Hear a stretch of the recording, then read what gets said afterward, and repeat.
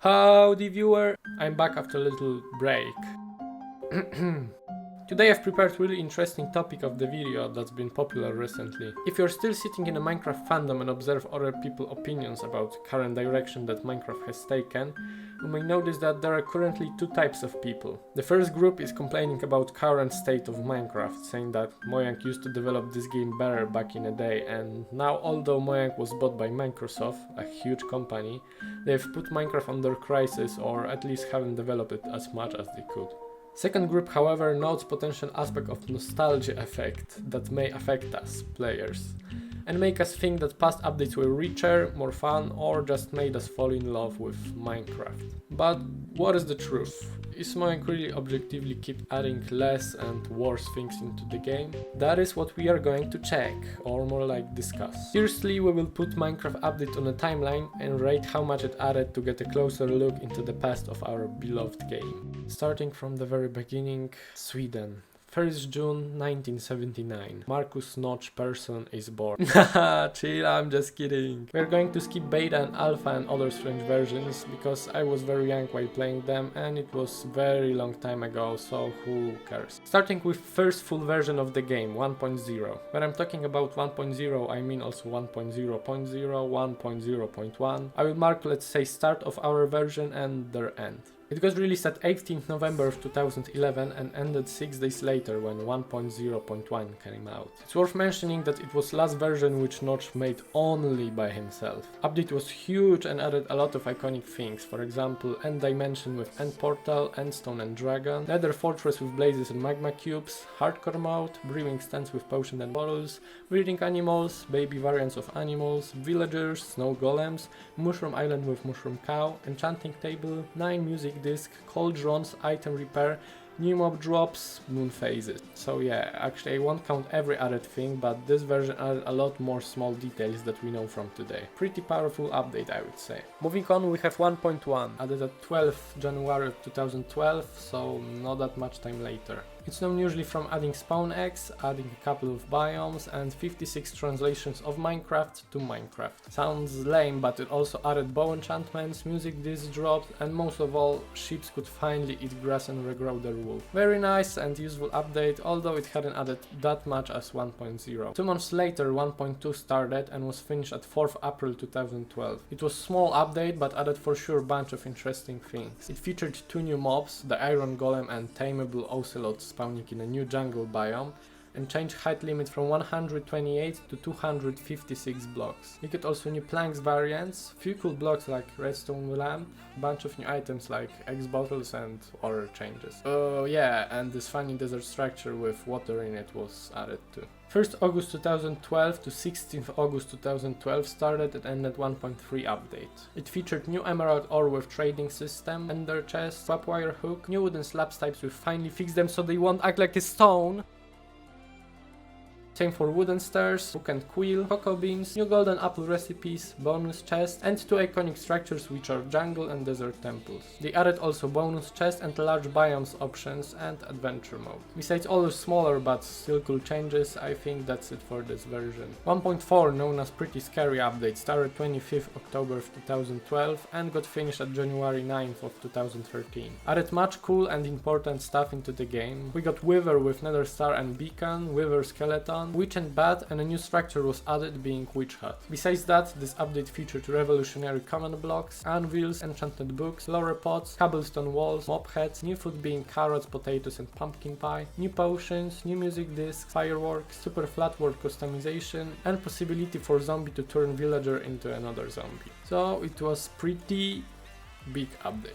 Next we have my beloved 1.5 aka Redstone update, which was started at March 13th to 2nd May of 2013. It doesn't seem big, but adds more toys to the sandbox, which Minecraft is. Thanks to this version we were able to make different crazy contraptions and the game pulled more engineers into the fandom. From things related to redstone were added redstone block, daylight sensor, dropper, hopper, comparator, trapped chest, golden and iron pressure plate, activator rails, minecarts with hopper and TNT. Also quartz ore was added, as well as quartz blocks and other quartz things, you know. Besides that, lava texture was changed too. I don't see anything more important being added in 1.5, so we are moving on on to version 1.6, named Horse Update. I wonder what it featured. It was created at 1st July and ended on 1.6.4 month later. It gave us horses, donkeys, mules, skeleton horses, zombie horses, hobby horses. Actually, they didn't add them, what a shame. New items like horse armor, lead, name tag, carpet, block of coal or stained and hardened clay. Texture packs were replaced with better resource packs, which could contain also sound effects and others. Not many people actually know, okay, fine, probably only like half of you know this, but horses were inspired from popular Mock Creatures mod, which I loved. I still remember my surprise when I decided to play on a new update and saw a bunch of horses walking in my world without mods. Yeah, sorry for my story time. Also, apparently since this version, baby piglins and zombies could spawn naturally. 1.7, first version that took that long to release. Started in October 2013 and finished in June 26th next year. Added huge amount of things like glass colors, 10 new biomes and over 20 new biome variations, new acacia and dark oak wood, new biome blocks like packed ice, podzol, coarse dirt and red sand, a lot of new flowers and new 2-block tall flowers, new fish types, new potions, chicken jockeys. You could now rebind your 1 to 9 hotkeys, possibility to create bigger hotbars or improved fishing. It also fixed a lot of bugs. In general, very pleasant update, one of the best that we had. 1.8 started on September 2nd of 2014 to December 9th 2015. Added again a lot of many new things and also more optimization to the game. Gave us our favorite diorite, andesite and granite, all prismarine blocks, slime blocks, sponges and bunch of other new blocks. We also got banners, barrier blocks, new items, different meat and food, ocean monuments with guardians and elder guardians, rabbits, armor stands, new enchantment, spectator mode, more comments and word customization. Okay, we'll stop there for a second. This update was last that small Mojang studio with Notch made. Fuller versions were made after Microsoft bought the studio for $2.5 billion, so just keep that in mind. There's actually much people connecting Microsoft with Minecraft's bad direction, so we will look closer at this aspect later on and decide if it could be a true. 1.9, very controversial update for PvP fans in fandom. It's definitely version that we waited for the longest for now, cause it started almost 1.5 years after 1.8 practically finished and lasted 3 months. 1.9, aka the combat update, made changes in combat of course and changed newest PvP forever. I won't judge if they were good changes, but for sure they refreshed Minecraft a little bit. We even finally got access to our left hand! And although combat changes, they added also much other things. That's when End got updated, we got bunch of new blocks, food, potions, mechanics, shields, elytra and much more. Combat update was one of the biggest versions in Minecraft, what kind of justifies at first glance why it took them so long. Okay, moving on. What? Yeah, Microsoft haters. Keep calm, we're gonna shit talk them later in the video. But I'm saying Microsoft haters, I'm in some way talking to myself. Nothing new though. Released month later we had 1.10 version. To the game was added structure blocks. Yeah, I don't know what it is either. Some blocks, fossils, trays, husks and polar bears. I'm not sure if I've ever encountered fossils in the overworld. Okay, 1.11, and we are halfway there. Started and ended at November 14th and December 21st in 2016. It added Vindicators and Evokers with Vexes, Totems of Undying, Woodland Mansions, Observers, Exploration Maps, Elytra Fireworks Interaction, Shulker Boxes, New Sweeping Edge Enchantment, Iron Nuggets, and llamas. It also fixed more than 300 issues. Pretty okay update. June 7th to September 18th of 2017 is time for World of Color updates 1.12. We got colored beds, concrete and concrete powder, glazed terracotta, parrots, illusioner mob that is still only available by using commands. Yeah, that's it for a year 2017. Fortunately, then we were gifted by Minecraft 1.13. It was created at 18th July and finished 3 months later in 2018. Probably everyone remembers that 1.13 was this cool version where finally oceans were updated and so much variety was added to them. But for formality I will list some of the things that were added. We got better swimming and possibility to have water, for example in slabs, blue ice, bubble columns, new pumpkins, conduits and items connected to it, coral things, kelp, seagrass and sea pickles, stripped wood, turtles with related to them items, new potions, phantoms, tridents and new enchantments to it, fish and dolphins, drowned, buried treasures, ocean ruins, new biomes, new effects, and we could finally place double chests one to another. Very massive update.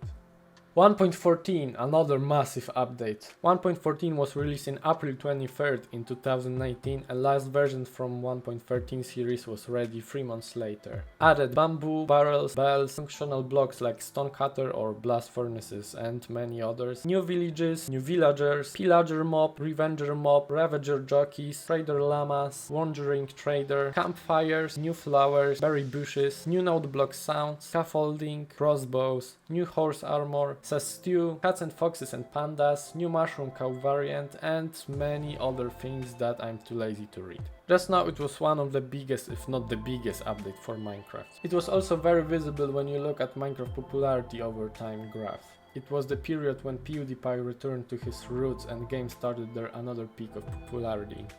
From December 10th, 2019 to January 21st of 2020, we got Buzzy Bees update that gave us bee-related things into Minecraft, like beehives and bee nests, honey blocks, honeycomb blocks, and other honey items you probably know about. Bunch of bugs were removed and only one very important for this game bug was added. Bees!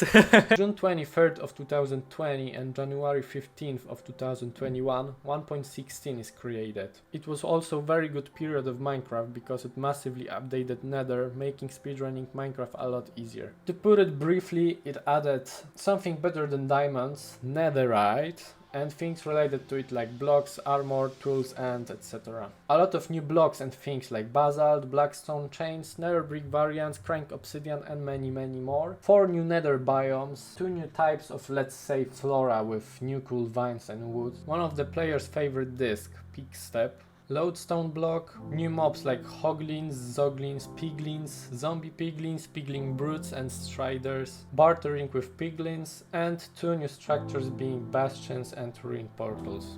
1.17 aka Caves and Cliffs Part 1 update was controversial because of Mojang overpromise. Was released in June 8th of 2021 and a month later it ended.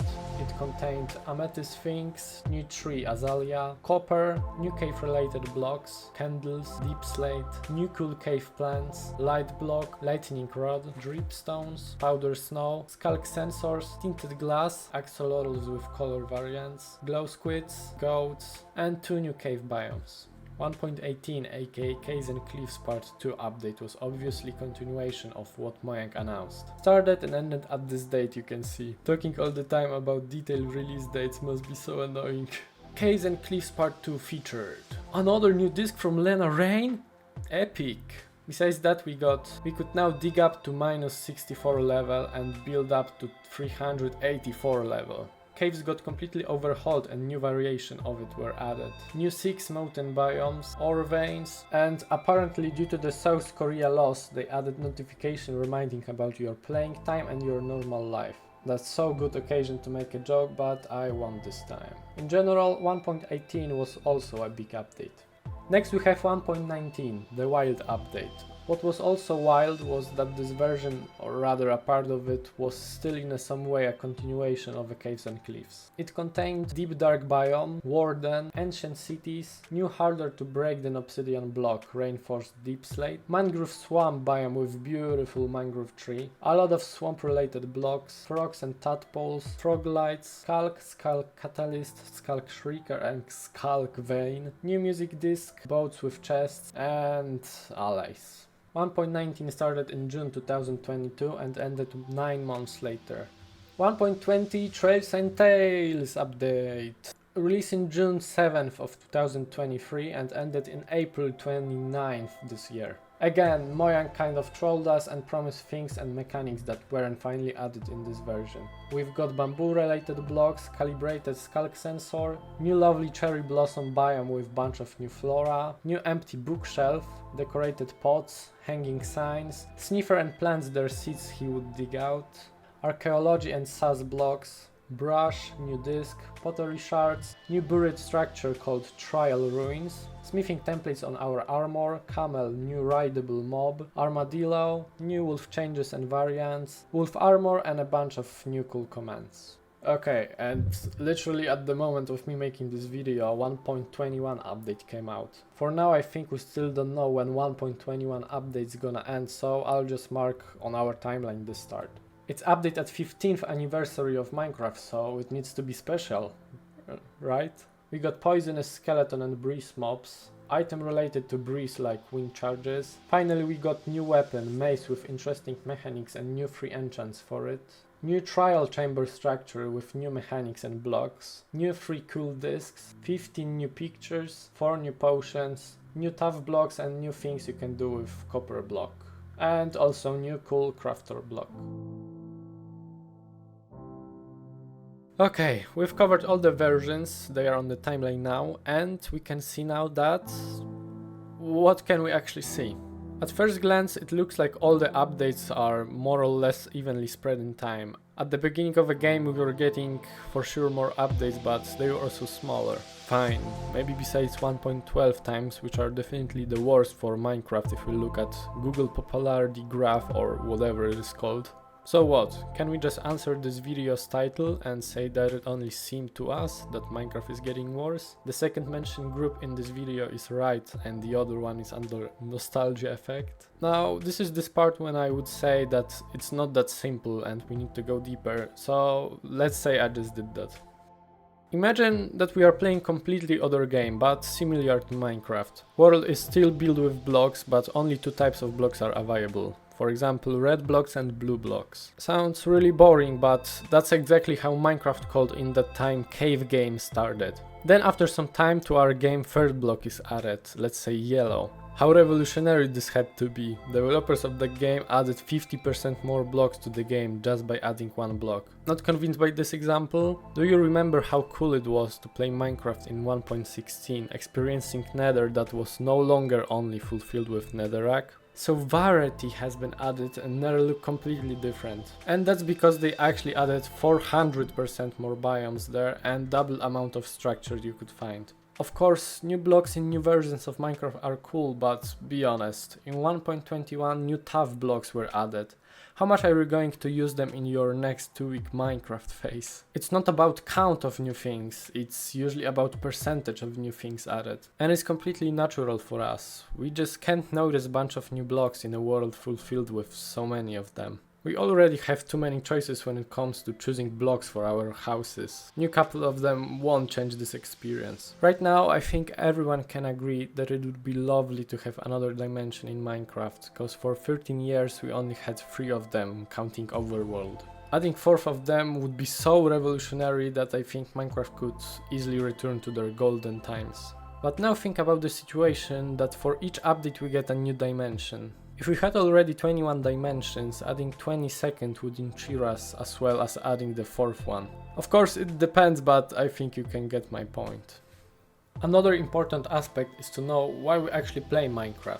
What makes this wonderful game for basically everyone with all spectrum of interests. To understand better what type of game is Minecraft, I've prepared for you 3 Minecraft versions tier lists from 3 YouTubers I found. Whimsy, Noki and Inferno. And sorry if I pronounce it wrong, I'm not a native speaker, okay? So if you look at this, we may notice that, and now shocking thing, Minecraft versions are rated differently depending on people. Although we can see a lot of similarity in this tier list, for example update 1.16 really refreshed the game and added a lot of new stuff, we can also see a lot of differences, for example rating of version 1.5 redstone update. Different people like different things in Minecraft because it's a sandbox game. If we would force old PvP player to make a Minecraft updates tier list, they would probably in 90% of scenarios put 1.9 in a D tier or F tier, cause it messed up their favorite PvP system. I think you know now what I want to say. Thanks to the fact that in Minecraft player is not forced to step on dedicated path and can do whatever he would like to do, Minecraft had from the beginning really big potential. In contrast to other games, Minecraft is capable of attracting people with wide spectrum of interests. Thanks to many pretty blogs, we have a lot of people who love building. Thanks to redstone, we have many engineers who build excellent contraptions. Thanks to unique combat system, we have a lot of, okay, not really a lot, but still a bunch of people who like player versus player competition. That's why a part of the community is waiting for new weapons or combat mechanics to be added, and other half is waiting for new redstone stuff. So knowing it, we can say that quality of today's Minecraft is subjective matter. So finally, should we be harsh for Mojang for not being able to satisfy everyone? Should we criticize them for not adding 50% more content each update? I personally think that in today's overstimulated world where our attention spans are really short, it's just easy to say Mojang is doing worse and worse job. And it is easy to say cause they are doing the worse and worse job. I love doing such twists in my videos. I need to say that in fact, Minecraft is not getting worse cause new things are being added. Minecraft would get worse if developers would remove stuff from the game. We just accepted that updating is a part of the game, so if new versions are getting less interesting, so do the game. Probably if updates would stop, Minecraft wouldn't turn dead even after a long time due to the character and potential this game has. And I think nowadays this potential is being completely trashed. I don't know if it's only my opinion, but I have this feeling that new versions come down to adding a new block, new item, new mob, new biome, and if you are lucky, then mechanic or bigger change. I mean, this pattern was for sure good in past, where we had not much biomes, mobs, and every new one was very refreshing to the game. But now when Minecraft world is really big, if we won't search for particular things, we may feel that nothing actually changed. And this feeling that we don't know what is waiting for us is also a very important aspect of the game that makes it exciting. And it's not only my opinion though. For example, in 1.20, trial ruin structure was added. It was this thing buried underground with sand and dirt in it, in case you didn't know. And be honest, how many times did you search for this structure? Or actually, how many times you saw it? 0? Yeah, so do I. Don't get me wrong, it's for sure cool moment when you're mining underground or just explore your world and you bump into the mysterious ruins or some building with a lot of pottery shards in it. But I have this feeling that we are treating this more like an Easter egg than full-fledged structure. And Easter eggs like this are surely great for the game, but can't we just get a little bit more than one each update? Good example of well-designed structure is for sure Trial Chambers from 1.21. It's interesting, has a bunch of new cool mechanics, items, 2 new mobs, it's worth visiting. In general, it's just beautiful. Shame that besides Trial Chambers 1.21 has practically nothing to offer more and was basically worse version of 1.13. And what I want to say by this is, if Mojang really can't and doesn't want to add a little bit more content to the new versions to make them more than just okay, I will talk about it later, then they should at least show some creativity. There's much things requiring not a lot of work, but would be, I would even say, interesting. Mojang could for example give a small usage for dragon egg or make it not removable and interactioning with, let's say, fish. And when you would hold a fish, a dragon egg, I don't know, would start jumping or rotating. What that would do is people would get hyped that Mojang is planning probably something for dragon egg and maybe add dragons in end dimension.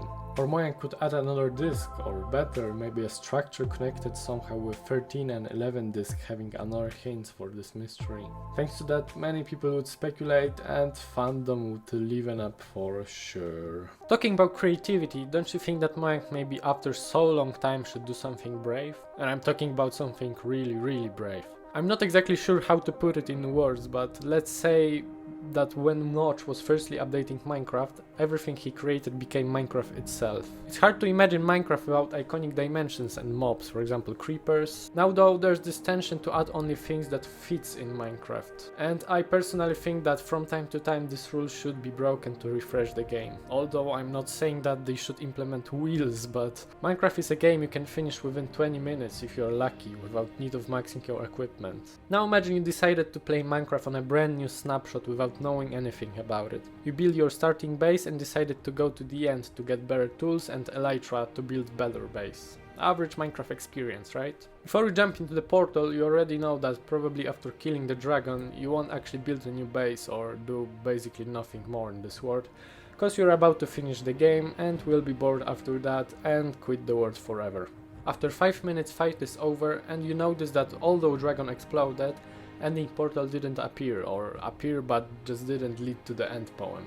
You also notice that from the dragon, besides the XP you got, I don't know, let's say dragon shard or something. So you remember that you are actually playing on Snapshot and check for the news and realize that what? 4 new bosses were added to the game and 1 boss is located in whole another dimension. It would be cooler to add different dimensions for different bosses, but we need to be realistic. When you had read that, you decided to invite your friends and fight them together.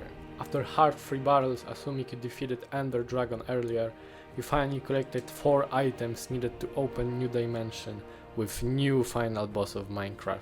You enter the portal with your hard-grinded IQ and see huge godly creature all glowing gold light. You immediately notice the beautiful music made in cooperation with well-known C418. The surrounding is really familiar to the Ant Island, so you can't escape from the fight. You and your friends realize that you are struggling. They die one by one, but creature's HP is low. Glorifying orchestral music starts playing when you and the boss are getting lower and lower on HP. You hear cheering from your friends counting on you. Finally, you jump from very high holding your mace. It's your last chance. Glorifying music just reached its peak. You feel those all eyes that are on you. When you are falling, all your memories flash through your eyes. It's so close to kill it. Then you see in your imagination Notch's face in the air slightly smiling. Of course, Notch was also asked to help to design new final boss. You are falling closer to your opponent and then you splatter on the ground and died. Also, the damage you did was not enough, so you basically failed. You and your group are really annoyed but motivated to try to kill it next time. Ooh, just realized this new dimension could be either. Man, that would be so beautiful. And also after such hard fight, end poem would seem more magic. Okay, sorry that I drift off a little bit, but you can't deny it wouldn't be awesome and would lure back many people seeking for challenging games. I bet we all know at least one person that in Minecraft servers after killing a dragon says that for them game is over and there's nothing interesting to do. Much bigger problem than my creativity, because I think we can all agree it's subjective matter. For example, I think in this regard Caves and Cliffs updates were great. Is Mojang productivity. You see, 1.0, one of the best updates of all time, was only made by Notch himself. It's true that he loved the game and overworked sometimes, but still, he was only one person. Cause you know, Notch's name is Marcus Persson. How is this even possible that one suite was able to develop this game as well as entire present Mojang studio? Apparently, Minecraft is written with spaghetti code, that means it's messy and hard to read or interpret, and Mojang now justifies themselves with this way, announcing to create new tools to help implement new stuff quicker in the future. So, what's the Minecraft game team up to?